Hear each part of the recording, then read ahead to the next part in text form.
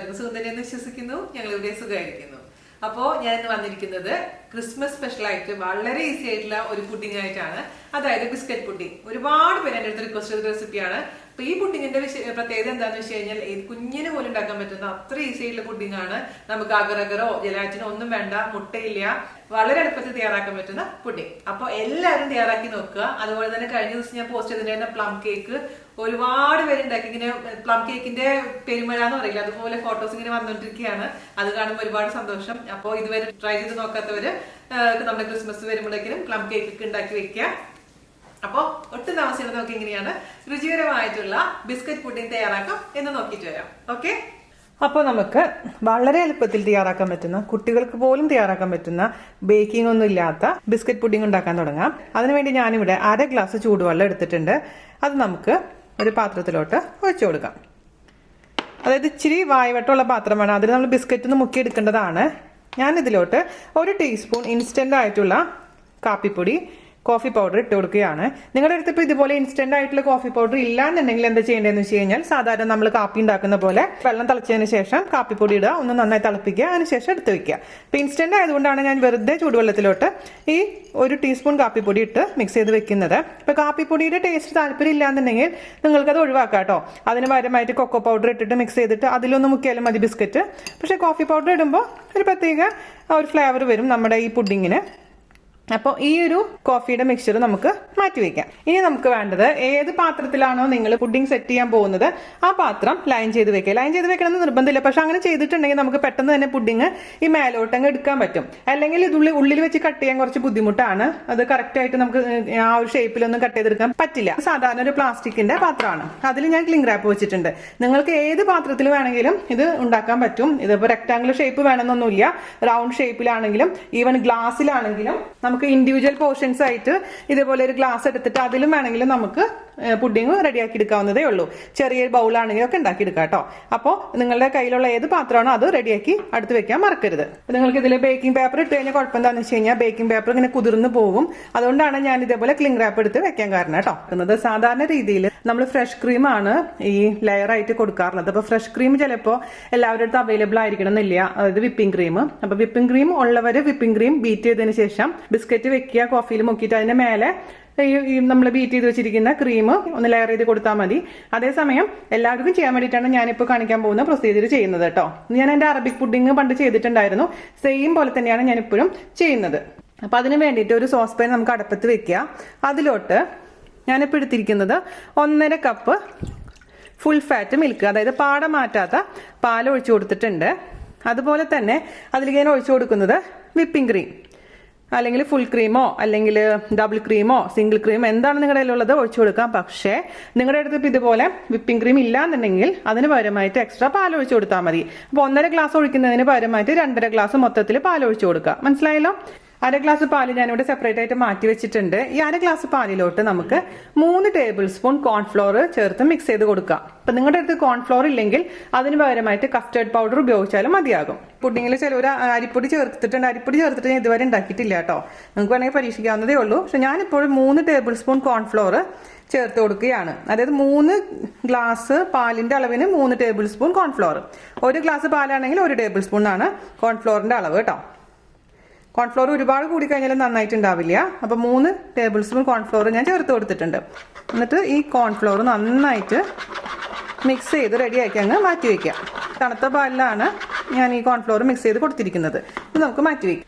ഈ പാലിലോട്ട് നമുക്കിനി ചേർത്ത് കൊടുക്കേണ്ടത് പഞ്ചസാരയാണ്. പഞ്ചസാര അല്ലെങ്കിൽ കണ്ടൻസ്ഡ് മിൽക്ക് ചേർത്ത് കൊടുക്കാവുന്നതേ ഉള്ളൂ. കണ്ടൻസ്ഡ് മിൽക്ക് ഇല്ലെങ്കിൽ പഞ്ചസാര മാത്രം ചേർത്താൽ മതി, അങ്ങനെ യാതൊരു പ്രശ്നവുമില്ല.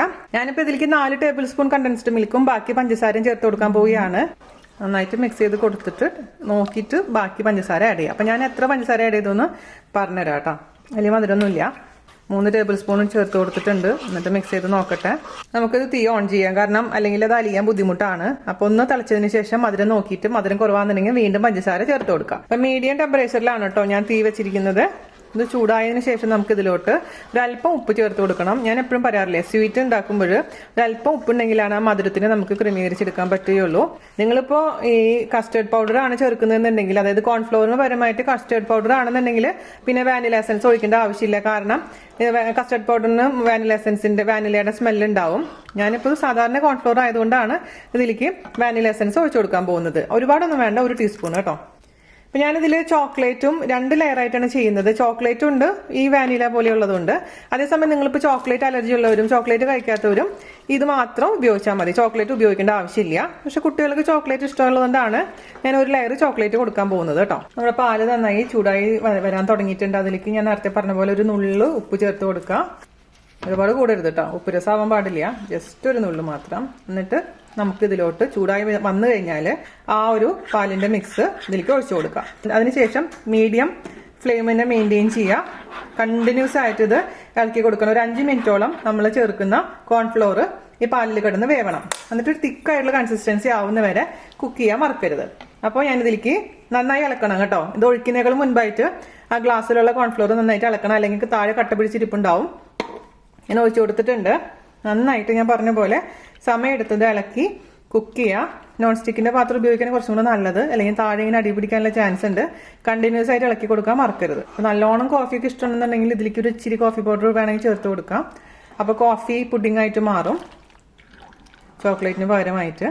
അപ്പോൾ അതിൻ്റെ മാറ്റങ്ങളൊക്കെ നിങ്ങളുടെ ഇഷ്ടത്തിനനുസരിച്ച് വരുത്തിക്കോളൂ കേട്ടോ. ഞാനിപ്പോൾ ഇതിൻ്റെ മധുരം നോക്കിയപ്പോൾ പെർഫെക്റ്റ് ആയിട്ടുണ്ട് കേട്ടോ. 4 ടേബിൾ സ്പൂൺ കണ്ടൻസ്ഡ് മിൽക്കും 3 ടേബിൾ സ്പൂൺ പഞ്ചസാരയും.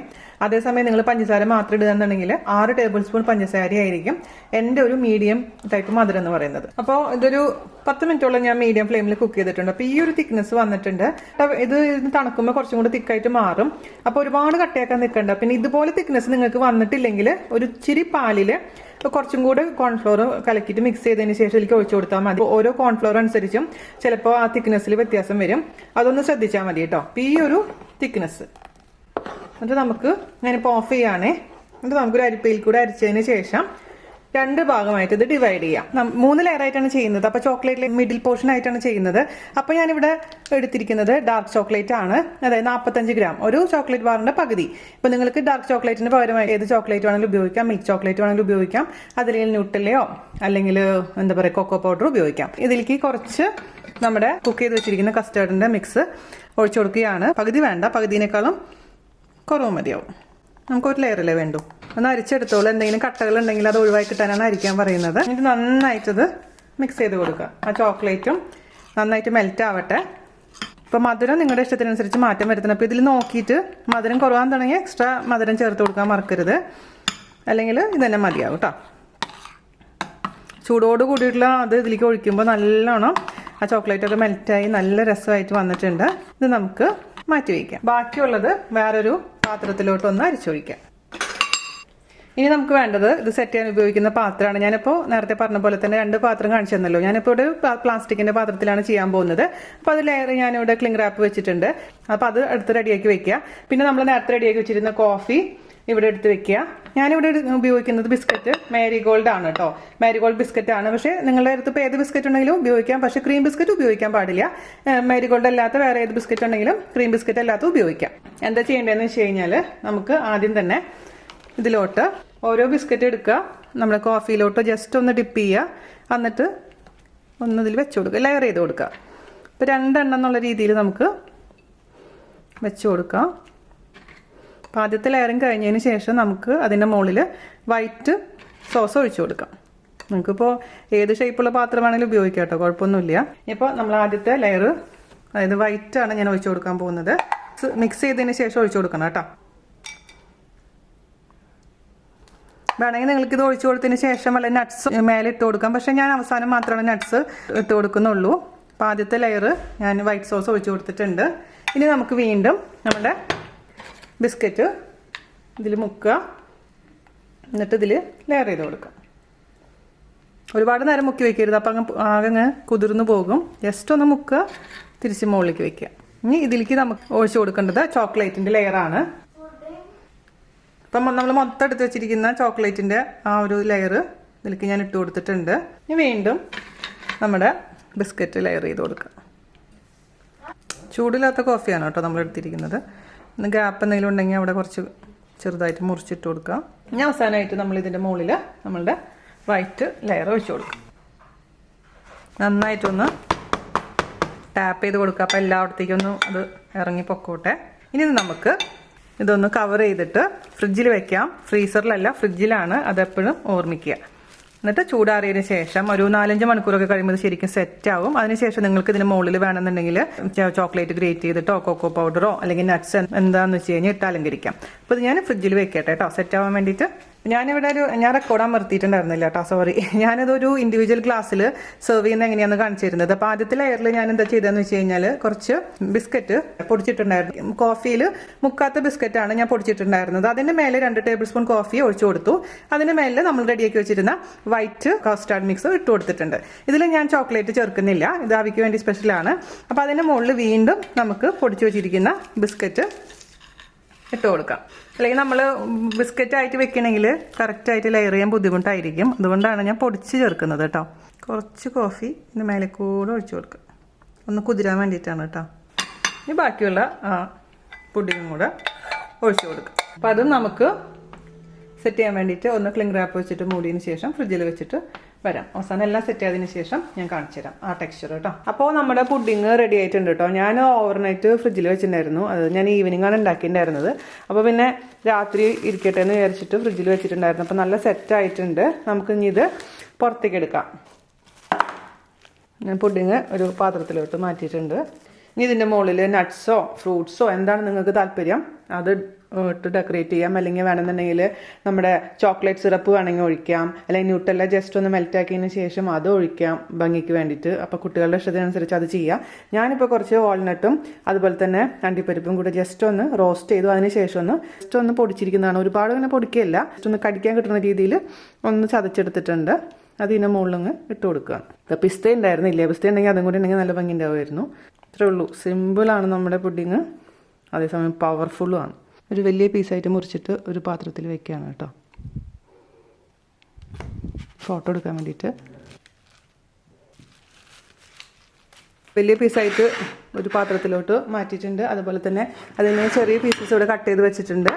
ഈ പുഡിങ് ഞാൻ നേരത്തെ ഉണ്ടാക്കി വെച്ചിട്ടുണ്ടായിരുന്നു. നമ്മൾ ചെയ്തതിൻ്റെ ജസ്റ്റ് ഓപ്പോസിറ്റ്, അതായത് ആദ്യം ചോക്ലേറ്റ് പിന്നെ വൈറ്റ് പിന്നെ ചോക്ലേറ്റ് എന്നുള്ള രീതിയിൽ. അപ്പോൾ അങ്ങനത്തെ 3 ലെയർ ഇവിടെ ചെയ്തിട്ടുണ്ട്. അപ്പോൾ നിങ്ങൾക്ക് എങ്ങനെയാണോ ചെയ്യാൻ താല്പര്യം അതുപോലെ ചെയ്തോളൂ കേട്ടോ. ഒരു 3 ദിവസം മാക്സിമം ഫ്രിഡ്ജിൽ വെക്കാൻ പറ്റും. അത് കഴിഞ്ഞാൽ എന്ത് പറ്റുമെന്ന് വെച്ച് കഴിഞ്ഞാൽ പതുക്കെ വെള്ളമാവാൻ തുടങ്ങും, അങ്ങനെ എന്താ പറയുക ലൂസ് ആവാൻ തുടങ്ങും. ആ ഒരു കൺസിസ്റ്റൻസി ഒക്കെ മാറിപ്പോകും. അതുകൊണ്ട് നിങ്ങൾ ശ്രദ്ധിക്കുക. അപ്പോൾ നമുക്ക് പാർട്ടിക്ക് ഉണ്ടെന്നുണ്ടെങ്കിൽ തലേദിവസം അല്ലെങ്കിൽ തലേദിൻ്റെ തലേദിവസം ഉണ്ടാക്കി വെക്കുകയാണെന്നുണ്ടെങ്കിൽ പിന്നെ ഈസിയായി ഫ്രീസറിൽ വെക്കാൻ പാടില്ല. അത് മാത്രം ഒന്ന് ശ്രദ്ധിക്കുക. ഫ്രിഡ്ജിലാണ് വെക്കേണ്ടത്. എപ്പോഴും ഒന്ന് മേലെ കൂടെ ക്ലിംഗ് റാപ്പ് ഇടാൻ മറക്കരുത്. അല്ലെങ്കിൽ നമ്മൾ ഫ്രിഡ്ജിലൊക്കെ വെക്കുമ്പോൾ വേറെ എന്തെങ്കിലും സ്മെല്ലൊക്കെ ഇതിലോട്ട് വരാനുള്ള ചാൻസ് ഉണ്ട്. അപ്പോൾ ഇത്രേ ഉള്ളൂ പരിപാടി. ഇതിൻ്റെ ടെക്സ്ചർ കണ്ടില്ലേ, ഇങ്ങനെയാണ് ഇരിക്കുന്നത് 3 ലെയറായിട്ട്. അതുപോലെ തന്നെ ഞാൻ ആദ്യം ചെയ്തിരുന്നത് ഞാൻ പറഞ്ഞ പോലെ മറ്റേ ചോക്ലേറ്റ് ലെയർ മേലെ വരുന്നത് ഇങ്ങനെ ഇരിക്കുന്നുണ്ട് കേട്ടോ. അപ്പോൾ ശരിക്കും ഒരു കേക്കിൻ്റെ പീസ് ഇരിക്കുന്ന പോലെ തന്നെ ഉണ്ട്, പക്ഷേ കുറച്ച് ഭയങ്കര സോഫ്റ്റ് ആയിട്ടുണ്ട്. അതുപോലെ തന്നെ നമ്മുടെ ഗ്ലാസ്സിൽ വെച്ചിട്ടുള്ള ഇൻഡിവിജ്വലായിട്ട് ഗ്ലാസ്സിൽ വെച്ചിട്ടുണ്ടായിരുന്ന പുഡിങ് ഇങ്ങനെ ഇരിക്കുന്നുണ്ട് കേട്ടോ, കണ്ടില്ലേ. അപ്പോൾ ഇതുപോലെ ചെറിയ ഗ്ലാസ്സിൽ വെക്കുകയാണെന്നുണ്ടെങ്കിൽ ഓരോരുത്തർക്ക് ഇതുപോലെ ഒരു ഗ്ലാസ് കൊടുത്താൽ മതി, പുഡിങ് കൊടുത്താൽ മതി. അതായിരിക്കും എനിക്ക് തോന്നുന്നു കുറച്ചും കൂടി സൗകര്യം. അല്ലെങ്കിൽ നമ്മൾ ഇതേപോലെ വലുതായിട്ട് ഉണ്ടാക്കിയതിന് ശേഷം ചെറിയ പീസസ് ആയിട്ട് സെർവ് ചെയ്യാം. അല്ലെങ്കിൽ ഒരു വലിയ ഡിഷ് വെച്ചിട്ട് സ്പൂൺ കൊടുത്താലും മതിയാവും. എങ്ങനെയാണ് നിങ്ങൾക്ക് താല്പര്യം അതനുസരിച്ച് ചെയ്തോളൂ. അപ്പോൾ ഞാനൊരു വായ കഴിച്ച് നോക്കട്ടെ കേട്ടോ. നല്ല soft and tasty pudding. Perfect എന്ന് പറഞ്ഞാൽ പെർഫെക്റ്റ് മധുരമാണ് കേട്ടോ. ഒട്ടും കുറഞ്ഞിട്ടുമില്ല ഒട്ടും കൂടിയിട്ടുമില്ല, അടിപൊളിയായിട്ടുണ്ട്. ഞാൻ അതിൻ്റെ കൂടെ ഒരു ബെറി കഴിക്കട്ടെ. അപ്പോൾ ഒട്ടും വൈകേണ്ട പിള്ളേരെ എല്ലാവരും തയ്യാറാക്കി നോക്കിയിട്ട് എനിക്ക് ഫീഡ്ബാക്ക് തരിക. അപ്പോൾ ക്രിസ്മസിൻ്റെ നമ്മുടെ പ്ലേലിസ്റ്റിൽ ഞാൻ ആഡ് ചെയ്യാം. അതുപോലെ തന്നെ ക്രിസ്മസ് പ്ലേലിസ്റ്റ് നോക്കാൻ മറക്കരുത് കേട്ടോ. ഓൾമോസ്റ്റ് എല്ലാ റെസിപ്പീസും ഞാൻ ആഡ് ചെയ്തിട്ടുണ്ട്. അപ്പോൾ അടുത്ത അടിപൊളിയായിട്ടുള്ള റെസിപ്പി ആയിട്ട് വരുന്നത് വരെ നന്ദി, നമസ്കാരം, താങ്ക് യു. എൻ്റെ കെട്ടിയോൻ ഇൻട്രോ എടുക്കാൻ വേണ്ടിയിട്ട് ഇങ്ങനെ ലൈറ്റുകൾ ഇങ്ങനെ ഓൺ ചെയ്ത് വെക്കുക. എന്താ ചെയ്യുക ഇനിയിപ്പോൾ ഞാൻ എന്ത് ചെയ്യും? നാട്ടിൽ പോയിട്ട് ഇൻട്രോ ഒക്കെ എടുക്കാൻ ഇതൊക്കെ ഞാൻ മിസ് ചെയ്യില്ലേ? ഇതൊക്കെ നന്നായിട്ട്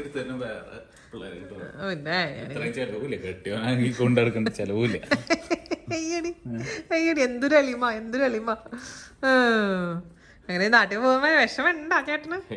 ഒരു വിഷമല്ലേ? എനിക്കറിയാം. വിഷമുണ്ട് പക്ഷെ കാണിക്കില്ലല്ലോ.